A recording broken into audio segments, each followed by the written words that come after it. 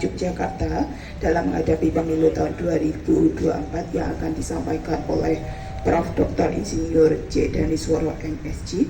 Kepada Prof. Dr. Insinyur J. Danisworo MSc kami persilahkan. Pernyataan sikap Sivitas Universitas Pembangunan Nasional Veteran Yogyakarta menghadapi pemilu tahun 2024.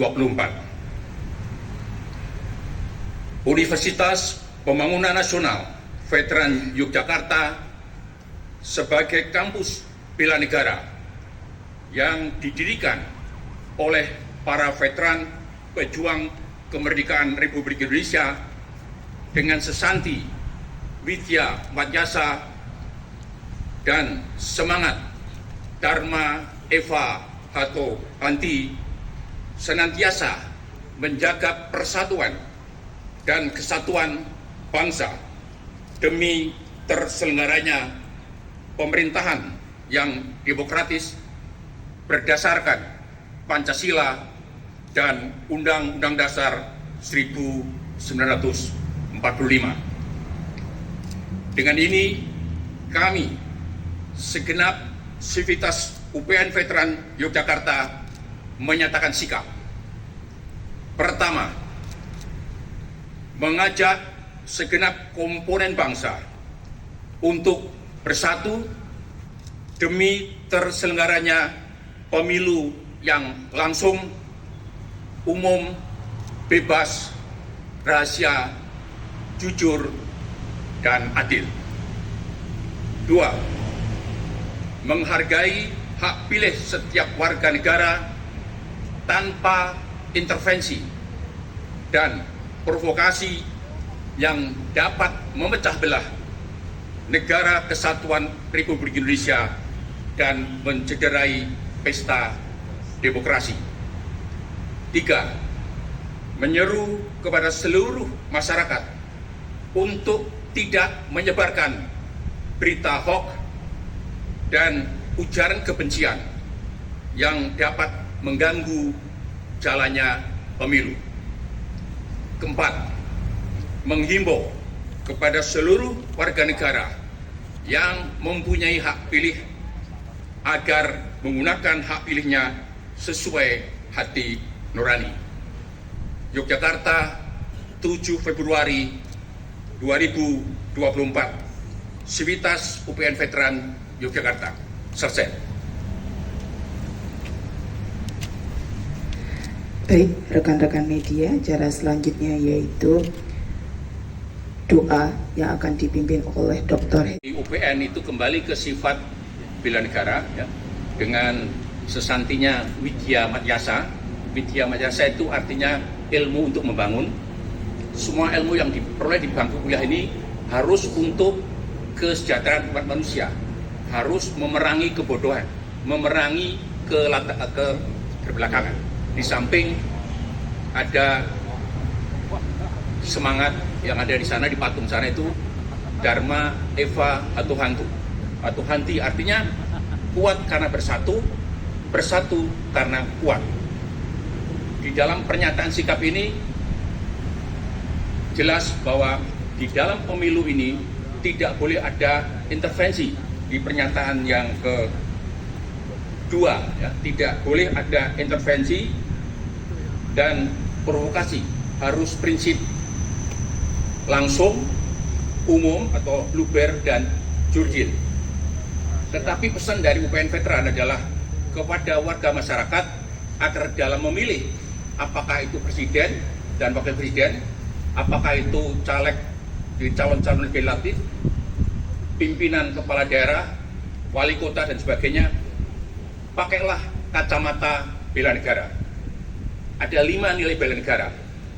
Yang pertama adalah pilihlah calon-calon yang mempunyai, pertama adalah cinta tanah air, harus mempunyai wawasan kebangsaan yang tinggi dengan nasional outlook-nya, wawasan Nusantara. Yang kedua, nilai yang harus kita sadari berbangsa sekarang ini yang sangat krusial yaitu adalah sadar berbangsa bernegara. Maka kalau kita merasa berbangsa bernegara, hukum adalah panglimanya. Siapapun tidak pandang bulu yang melanggar hukum harus dikenakan sanksi. Sebaliknya, yang berjasa perlu diberikan penghargaan. Yaitu prinsip yang dianut oleh Sivitas UPN Veteran Yogyakarta. Yang ketiga, nah ini yang sangat penting karena sekarang ini selain goyang-goyang, mereka yang yakin bahwa Pancasila adalah dasar negara yang paling cocok untuk Indonesia. Karena itu sudah dicanangkan oleh para founding father kita. Yang keempat adalah rela berkorban untuk bangsa dan negara. Kami, Sivitas UPN Veteran Yogyakarta, sudah diberi contoh oleh para veteran pendiri UPN Veteran ini. Semangat nilai perjuangan, tidak hanya rela berkorban dan harta saja, tapi bahkan nyawa mereka.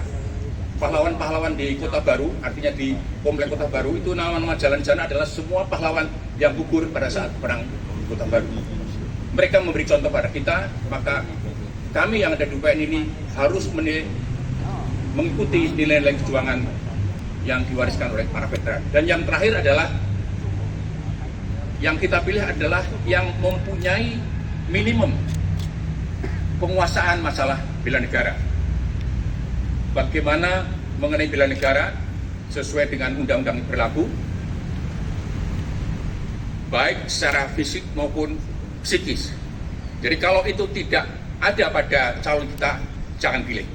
Itulah saran kacamata memilih presiden, wakil presiden, dan juga anggota legislatif dan yang lainnya. Demikian.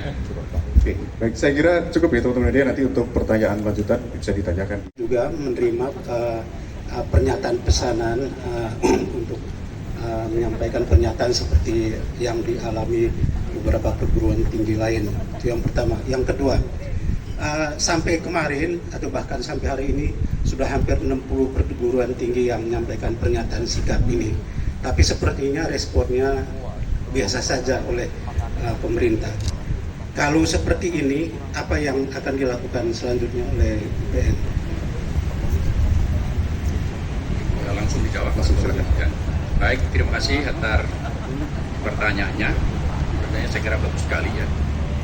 UPN ini terkenal sebagai kampus bela negara yang tentunya kami punya semangat nilai-nilai kejuangan. Kami tidak menerima pesanan dari manapun. Ini adalah betul-betul murni dari Sivitas UPN Veteran. Diawali oleh ya tadinya hanya beberapa usul, kemudian oleh Senat Akademik dibicarakan.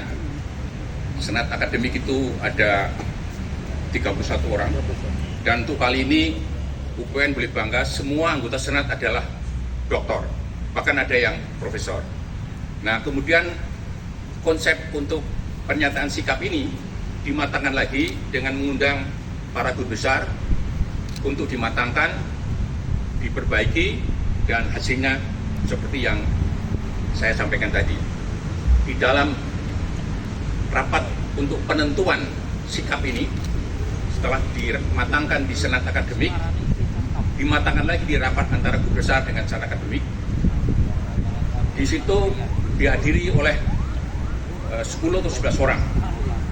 Di sana hadir para profesor, para mantan rektor, mantan wakil rektor, mantan ketua Senat Akademik, tokoh-tokoh semua yang sangat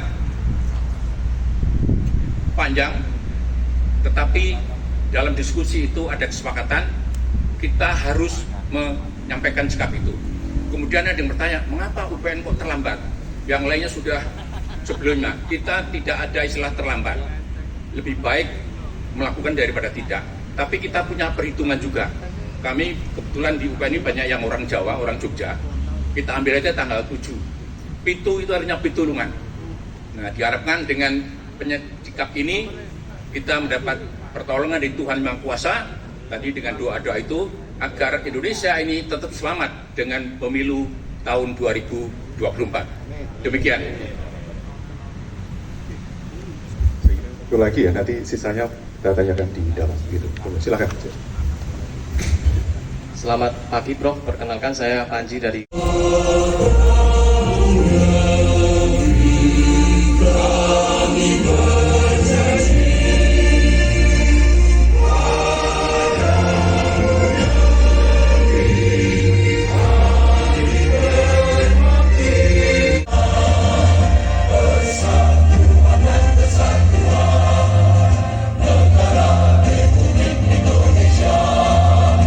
ini. Sampai jumpa dan selamat beraktivitas.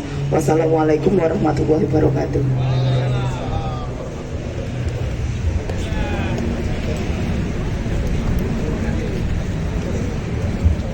Oke, untuk teman-teman media mungkin bisa masuk ke ruang rektorat, ya, sudah kita sediakan konsumsi.